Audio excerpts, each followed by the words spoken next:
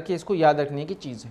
اب انویسٹمنٹ مطلب کسی کے چلتے ہوئے بزنس میں یا دو لوگ مل کر کوئی بزنس کو شروع کرے، چاہے پارٹنرشپ بولیے چاہے انویسٹمنٹ بولیے، اسلام اس کی ہم کو مکمل اجازت دیتا ہے۔ اس میں کسی کا اختلاف رائے نہیں ہے کہ انویسٹمنٹ نہیں کیا جا سکتا یا پارٹنرشپ فرم نہیں کھولے جا سکتے، اس کی اسلام مکمل اجازت دیتا ہے، ٹھیک ہے۔ لیکن انویسٹمنٹ کی جب اسلام بات کرتا ہے تو ایک کنڈیشن اور شرط لگاتا ہے، وہ ہے حلال۔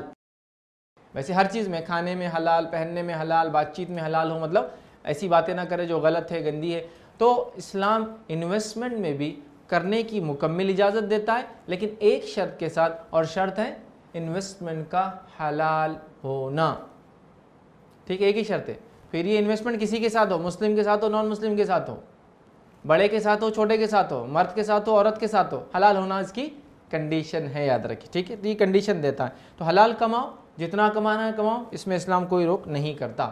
اب انویسٹمنٹ کے تعلق سے یا بزنس پارٹنرشپ کے تعلق سے ہم نبی اکرم صلی اللہ علیہ وسلم کی زندگی صرف دو واقعات دیکھتے، تفصیلات میں نہیں جاؤں گا، دو واقعات دیکھتے کہ جائز ہے اور اللہ کے رسول صلی اللہ علیہ وسلم نے خود کیا۔ نبی اکرم صلی اللہ علیہ وسلم نے 2 سفر تجارت کیے شام کی طرف، سیرت کی کوئی کتاب اٹھائیے مل جائیں گا آپ کو حوالہ۔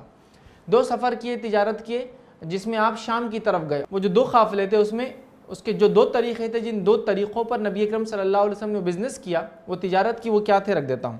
پہلی بار جب مائی خدیجہ کا آپ نے مال لے کر آپ نے سفر کیا تو مزاربت کی بنیاد پر یہ آپ نے بزنس کیا، مزاربت کی بنیاد پر، ٹھیک ہے۔ مطلب مزاربت کا کیا معنی ہوا؟ مائی خدیجہ کی جو ہے کا مال تھا اور محمد صلی اللہ علیہ وسلم کی محنت تھی، یہ مزاربت تھا۔ مائی خدیجہ کا مال تھا، نبی اکرم صلی اللہ علیہ وسلم کی محنت تھی، اور پہلے سے طے کر لیا گیا کہ دونوں پارٹنر رہیں گے۔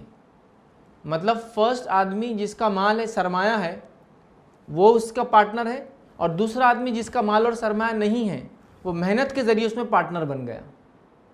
سمجھا؟ اجرت نہیں تھی، یہ پارٹنرشپ والا تھا، اس کو مزاربت کہتے ہیں۔ تو پہلا سفر آپ نے کیا مزاربت کی بنیاد پر، مائی خدیجہ کا مال، محمد صلی اللہ علیہ وسلم کی محنت، اور دونوں نے فکس کر لیا تھا کتنا کتنا حصہ منافع کا دونوں لیں گے۔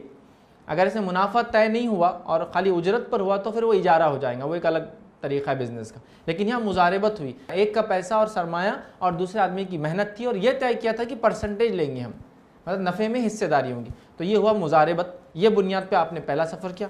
دوسرا سفر جو آپ نے کیا وہ مشارکت کی بنیاد پہ کیا، وہ پارٹنرشپ کی بنیاد پہ کیا، اور اس میں دونوں نے جو ہے پارٹنر تھے اور دونوں نے ایک اماؤنٹ فکس کر لیا کس کا کتنا ہوگا، یاد رکھیے۔ تو گیا مزاربت کے اندر مائی خدیجہ کا مال ہے لیکن آپ سلیپنگ پارٹنر ہیں، محمد صلی اللہ علیہ وسلم کا مال نہیں ہے لیکن آپ ورکنگ پارٹنر ہیں۔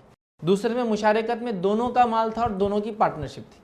تو ایک مزاربت کی بنیاد پہ آپ نے بزنس کیا، اور دوسرا جو سفر آپ نے کیا وہ مشارکت کی بنیاد پہ کیا۔ تو گویا انویسٹمنٹ جائز ہے۔ پارٹنرشپ بھی کیا ایک قسم کا انویسٹمنٹ ہے کہ آپ کا اتنا پرسنٹ، میرا اتنا پرسنٹ۔ انویسٹمنٹ اس لیے ہم عام زبان میں کہتے ہیں جو یہ کمپنیاں بڑی بڑی ہوتی ہے کبھی، تو ظاہر سی بات ہے ہم کتنے کے پارٹنر ہیں ہم کو پتہ نہیں ہوتا، تو ہم انویسٹر کہلاتے ہیں اس کے اندر، اور ہم کوئی ورک نہیں کرتے، ہم کمپلیٹلی سلیپنگ موڈ میں ہوتے ہیں۔ وہ لوگ محنت کرتے ہیں، مشقت کرتے ہیں، اور جو بھی منافع ہوتا ہے اس کا ڈیویڈنڈ یا اس کا پروفٹ ہم کو لوٹا دیتے ہیں۔ تو شریعت سے یہ تو پتہ چل گیا انویسٹمنٹ کیا جا سکتا ہے، پارٹنرشپ کی جا سکتی ہے، یاد رکھیے۔ اور نبی اکرم صلی اللہ علیہ وسلم نے کیا، اور 2 سفر کے 2 طریقے میں نے آپ کے سامنے